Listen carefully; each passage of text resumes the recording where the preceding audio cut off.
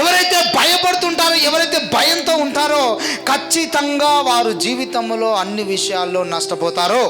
మీకు భయము గల ఆత్మను దేవుడు అనుగ్రహించలేదు, పిరికితనము గల ఆత్మను దేవునికి ఇవ్వలేదు. బైబిల్ చదివిస్తుంది, నీకు ధైర్యము ఇంద్రియ నిగ్రహము గల ఆత్మను దేవుడు నీకు ఇచ్చాడు. పిరికితనము గల ఆత్మ దేవుని యొద్ద నుంచి రాలేదు. చాలాసార్లు మనం బైబిల్లో ధ్యానం చేస్తే ఎంతోమంది భయపడిన వారు నశించిపోయి నష్టపోయిన వారు చాలామంది ఉన్నారు. ఒకవేళ నువ్వు నీ జీవితంలో భయంతో గనక నువ్వు జీవిస్తున్నట్టయితే ఆ భయం వెనుకాల దురాత్మ ఉంది.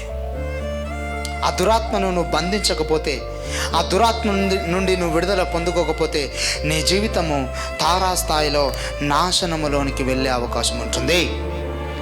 నువ్వు బిజినెస్ చేస్తా ఉన్నావు, బిజినెస్లో నష్టం వస్తుంది కావచ్చు అన్న ఆలోచన, ఆ భయము నేను నష్టంలోనికి నడిపిస్తాను. There is no loss.